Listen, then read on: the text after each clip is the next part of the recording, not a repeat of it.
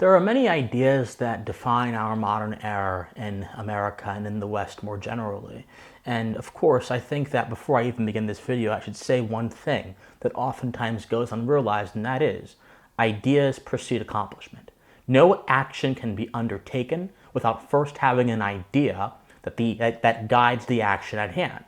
And this fact becomes even more important when we consider the nature of political leftism in our contemporary age. Indeed, more than any other ideology, political leftism has been an instrument, one of the greatest instruments of what is called, in modern parlance, social change. It has perhaps dramatically transformed American and Western culture in a way that other ideologies have not been able to do, primarily due to their lack of reach and the fact that they did not penetrate the surfaces of our culture so deeply as leftism indeed has. But before we can examine political leftism as a social idea, as a political idea, and see its impacts in the broader society, we have to understand what leftism is. And a lot of folks actually don't get this right. A lot of folks actually use leftism more as a buzz phrase or a word to describe something they don't like, or a word to describe a single position that someone may have, as opposed to using it properly, and that is using it to describe an entire worldview that has political and social ramifications. I distinguish leftism in two categories. Original leftism, also called in my lexicon here as normal leftism, and woke leftism. Original leftism, or normal leftism, it has a lot of different ideological precursors, but it coalesced during the progressive era in America, and it became defined by a few core ideas. It became defined by the idea of egalitarianism, this idea that we should have a world where everybody has an equal share of things and everyone is on an equal footing and things of that sort. Then there's the idea of communitarianism, the idea that individual man himself is not the standard of value in a society. He's not the most important thing in society. What's important, and what even trumps individual man, according to this frame of thought, is the community. It's the common good. This idea goes all the way back to Jean-Jacques Rousseau and his idea of the social contract, where he talks about the general will empowering, the community to have rights over the individual. This is a cornerstone thought of leftism. And of course, the other idea that has come to define leftism is class struggle or class warfare. Now, many of you have heard the labor movements or people who are in support of raising the minimum wage always invoke the middle class. The middle class is not necessarily this, shall I say, statistical category that it should be treated as, but is instead this sort of pseudo-religious concept that is used to justify policies that are otherwise irrational and economically reckless. These three ideas, egalitarianism, communitarianism, and the class struggle, have come to define normal leftism. But woke leftism is even more interesting, because woke leftism still keeps the individual in the context of the community, but it empowers the individual by tearing down any foundational meaning and interpreting his existence against the backdrop of systems of power and these broader forces that he has no control over. So whereas normal leftism already butchers the individual by putting the community over him, woke leftism kind of just throws the baby out with the bathwater and says, okay, even the community is controlled by these large factors and forces. This may be systemic racism. This may be sexism. This may be whatever, wealth inequality, all these different things. This may be ableism. This may be erasure of certain groups. Whenever you see a woke terminology and you know it's coming from the left, you should always interpret it within the frame of woke leftism, because that's where it is. Now, I'll give you guys a quick example of why I believe these ideas define leftism. The progressive era is really a period of a lot of rich source material on what leftism has become in modern America. And there was this individual during the progressive era, which actually was one of its leading thought leaders and influenced Woodrow Wilson, who was one of the presidents during the progressive era, and it really shaped the course of American progressivism. And his name is Herbert Croly. And Herbert Croly was an admirer of Otto von Bismarck, Bismarck being the German leader. And he was particularly a fan of Bismarck's refusal to allow the individual to have freedom and to instead plan both life and the economy according to his aims. Crowley is quoted as saying the following in his book, The Promise of an American Life. Bismarck's whole scheme of national industrial organization looked in a very different direction. He believed that the nation itself, as represented by its official leaders, should actively assist in preparing an adequate domestic policy and organizing the machinery for its efficient execution. He clearly saw that the logic and purpose of a national type of political organization was entirely different from that of a so-called free democracy, and he successfully transformed his theory of responsible administrative activity into a comprehensive national policy. In other words, central planning, tyranny, rulership from above, as opposed from rulership that gets its legitimacy from below and goes upwards, all of those things are legitimate, and they had become cornerstone pillars of leftist thought. And of course, we can see how this same kind of idea exists in woke leftism. Whereas a normal leftist would tell you that the middle class is important and we have to craft policies for them, a woke leftist would tell you that the black middle class, or the black trans middle class, or the black trans woman, or the black disabled woman, they would add these intersectional qualifiers onto it to increase the value of their statements. So, my friends, we have to understand these are not just abstract ideas. These are ideas that have real-world consequences. Groups like Black Lives Matter and Antifa have held the torch of so many leftist causes, both legitimately and illegitimately, throughout American culture, whether it be Antifa helping riot during the various killings of black people that have gotten media attention. Interestingly enough, the ones that actually happen every day in Chicago and Detroit don't get much attention, but the ones that the media can use to manipulate people and craft narratives, they get attention. The Antifa has been behind that. Black Lives Matter has sold this narrative to black Americans that they are systemically oppressed and they are held down by these deterministic forces that I mentioned previously that define woke leftism, and that they need to have this sort of racial equity and racial justice mindset within the forefront of their minds to overcome these forces. And these groups have moved legislation. These groups have moved social conversation. These groups have created an Overton window, a realm of acceptability that excludes important ideas and important voices from being heard, and that also radically transforms the ethical landscape of the West. The West is built off of this idea of man being a creature of reason and a creature of conscience, and having the ability to use reason and conscience to go into the depths of reality and deduce from that certain principles to live by, principles that are consistent with what is real, what is righteous, what is true, and not what is socially acceptable, not what the community wants. And yet, so many of these groups are being led by this false collective community example, and it dominates their thinking. I have a friend who has agreed to help me discover why is there so much of a hive mind on the left? Why are these ideas so collectivistic? Why are these ideas so communitarian? Why do they value the group over the individual? How does all of this work? Aydin Paladin, a brilliant YouTuber who I'm sure many of you are familiar with, she studies this stuff with a precision like scalpel. And I believe that she has a solid explanation for all of us as to why left-wing ideologies tend to be so communitarian, tend to be so collectivistic, and tend to have a sort of totalizing effect on the minds of those who believe them, generally, not in all cases, but generally. And so, with much happiness and much fanfare, I shall turn it over to my friend Aydin.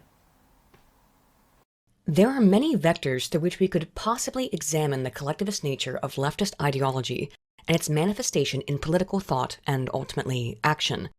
As Christian mentioned, the foundational theories of much of what the modern left currently does arises from the likes of Rousseau, but other theoretical frameworks have helped create the modern leftist paradigm, including the Whig interpretation of history, initially described by Herbert Butterfield, and the dialectical materialism of Marx and Engels. The former glorifies the present and the future while denigrating the past, painting history as a perpetual march forward towards progress. We see this in much of leftist thought, that anything old is tainted with the sins of the past, be it racism, sexism, colonialism, etc., and part of this progressive march means things necessarily must always get better over time, and this is accomplished by eliminating and even destroying the past. The latter, drawn from Hegelian dialectics most directly, also dates back more seminally to Rousseau and as far back as Plato, but most simply seeks to resolve the contradictions of societal thesis and antithesis, to discover what is true by comparing opposites in order to rise above them, to discover the true nature of things, which in the dialectical materialist sense refers specifically to class structure and conflict. In the specific case of dialectical materialism, the thesis and antithesis would be to observe a wealthy society that still contains poor people. Thus, the dialectical solution is to resolve these contradictions via, for example, the redistribution of wealth. For modern leftism, however, the dialectic does not end at materialism. It instead is used broadly and intersectionally in every imaginable social contradiction in Western societies. White versus non-white, heterosexual versus homosexual, cis versus trans, normal weight versus obese, and so on ad infinitum. How this dialectic interacts with the Whig view of history is such that because society must always be progressing and improving, because that's how history works, the dialectical problems must perpetually be addressed and answered by solving all of these contradictions, such as to remove all differences between people, all contradiction. So, why do these theories seemingly appeal to only certain people? The work of Dr. Jonathan Haidt and his colleagues in moral foundations theory certainly provides some solid answers, as self-described liberals and conservatives tend to have very different moral frameworks. Moral foundations theory describes that there are 6 key morals that all human beings have, yet individually we hold these morals to greater or lesser regard. These 6 morals are harm/care, the instinct to protect others; fairness, the instinct of justice; loyalty, the instinct of in-group and tribal fidelity; authority, the instinct to obey superiors; purity, the instinct of disgust; and liberty, the instinct of freedom. While conservatives typically value all 6 of the foundations about equally, liberals only value 2, fairness and harm/care. This makes sense when we relate it to the Whig view of history and the dialectical process. Liberals are almost entirely concerned with societal contradictions and finding ways to ameliorate them, but are not so much concerned with loyalty to a group or a nation, avoiding impure behaviors or lifestyles, individual liberty when it comes at, for example, the expense of someone else's feelings, and certainly not with authority, as questioning structures and finding a solution to their contradictions is the very goal of the dialectic. Backed with the Whig interpretation of history, any answer to the challenges of fairness or harm/care that is novel and seeks resolution of the thesis-antithesis is always positive, as it is always progressive. To detour from the more philosophical into the area I'm more familiar with, the social sciences, we can see how this manifests in a wide variety of surveys and experimentation. For example, Tetlock et al. 2000 examined the sacred values of those on the left and the right by asking participants how much money they would need to be paid in order to commit some immoral action. And while again, conservatives tend to hold all moral values about equally, liberals are extremely sensitive to the harm/care and fairness foundations alone, to the point of saying that they would need to be paid more than $100,000 to make a fat joke, compared to conservatives who would do it for about 10 grand. The contradictions of society are of unique importance to the liberal mindset, but as with all dialectics, it needs ultimately be applied to all things, not just materialism, nor sex, nor race, nor gender identity, which is why this fixation on fairness and care at the cost or disregard of all other morals is also displayed in liberals uniquely, which we can also see in a fascinating study of moral foci from Waits et al. 2019, who asked self-identified liberals and conservatives to assign amounts of moral concern for a wide variety of types of people, groups, and objects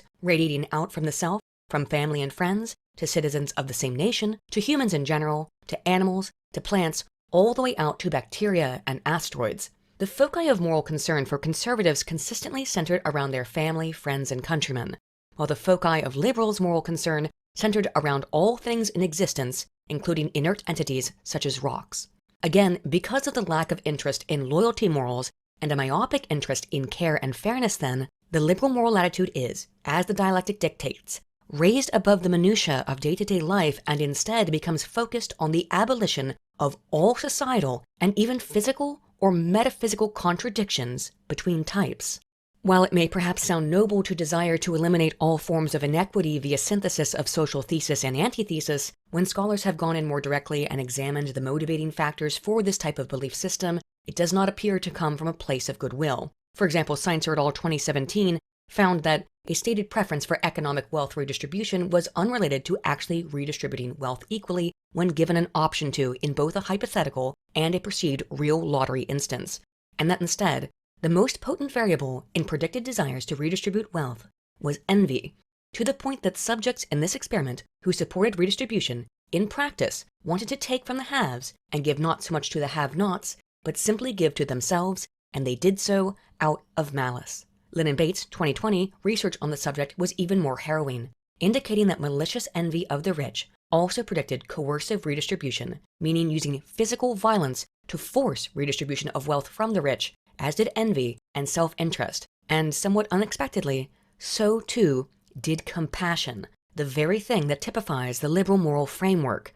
In conclusion, the differences we see between conservatives and liberals seem to arise largely from different moral foundations, in that liberals are only generally concerned with avoiding harm and with fairness. By utilizing dialectical reasoning under this mindset, they are able to truncate the world down into little more than an endless series of dichotomistic contradictions, all of which must be solved by rising above them and answering the contradiction through societal action, or progress, which is, of course, always good, no matter the ultimate outcome, because the goal was, of course, to end the contradictory inequity. And thus, if such action does result in the failure of ending the inequity, the dialectical process just begins again anew. There is no end point for the march of progress, for as soon as one contradiction is resolved, there will inherently be a new quandary to process and progress towards. It never ends, and it never stops. It is never satiated. It is the perpetual progressive march, and in the mind of liberals, those not aligned with them, who are interested and concerned with other moral values, such as authority, loyalty, purity, and liberty, an unwillingness to similarly synthesize the thesis and antithesis, those people are intentionally stymieing the march and causing untold harm towards its future movement.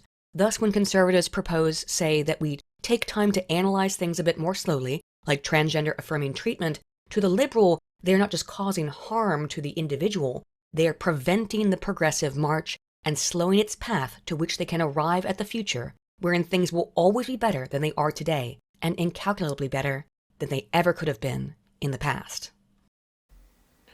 The explanation just given to you by Aydin is not only grade A quality, but it explains a lot and really gets to the heart of the matter here. It examines these underlying principles that I have been talking about for a very long time, which we understand now are the motivators of action of those on the left. And before I wrap up on this video, I want to just take a little bit of time to look at some of those principles and with the philosophical lens as well. The principle of envy, which Aydin mentioned multiple times. Envy is most certainly indeed a motivator for leftist behavior, as was established.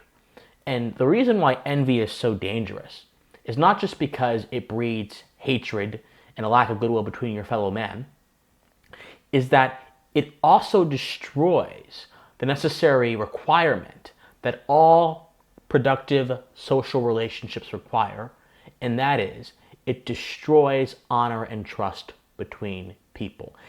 Envy happens when an individual does not recognize their own greatness, their own uniqueness for what it is, and instead tries to imitate the uniqueness of another individual at the expense of themselves, and then they get upset about it. That is what envy is, and Emerson was quite profound when he said that there will come a point in every man's education where he realizes that imitation is suicide, and envy is ignorance. It's ignorance of the human condition and of what you can achieve as someone who wills your own will. You may not achieve as much as the billionaire sitting on the hill, but what if you're not meant to achieve that much? Not everybody can handle that much money or resources. Not everybody is in the mindset to be in that position. What if your highest potential is waiting for you, but it's blocked by your inability to see it because you're obsessing over someone else and you're doing so in terms of grievance? This is what happens a lot when people talk about reparations. Reparations is the idea that there are people that owe you things by virtue of the category they belong to, not by virtue of anything they actually did, and you can take those things by force through government to satiate your irrational beliefs. Envy, as I mentioned, is a destroyer of social relationships. Now, it also undermines moral foundations. Social relationships are merely a reflection of broader moral foundations. Every society is built on this idea of cooperation between people. And the cooperation between people arises from the principle of sociability, the idea that man himself is a social entity. And as a social entity, there are certain things that we have to do as part of our nature to ensure that that aspect of our being is fulfilled. So for example, as a social entity, you aren't supposed to do things that would outwardly and manifestly destroy society, like kill someone unjustly or take people's stuff and things of that sort. And we can understand that from this very basic moral foundation arises the glue that keeps everything else together. The natural law theorists understood this. A lot of people understood this. Even people who are not in that tradition understood that you don't have a society without having some basic level of cooperation. Now, the dialectic that Aydin mentioned is very interesting in this regard, because the dialectic, it abstracts all social relationships away from the concrete reality of individual cooperation, and it puts everything in this very broad form, this very broad idea, which is more concerned about its own processes than what actually occurs in reality. And the problem is, when you abstract social relationships from their proper environment and you put them in the context of this deterministic force that operates on its own and can be used to affirm and then produce certain things, that's the entire point of the dialectic, then you have effectively abused the nature of social relationships by refusing to understand them as they should be and instead trying to transform them into what you want them to be. There are certain constants in this world, my friends, that do not rely on your opinion of things and are just, as I mentioned, constant. They are universal. The dialectic, however, believes everything is in conflict, in tension.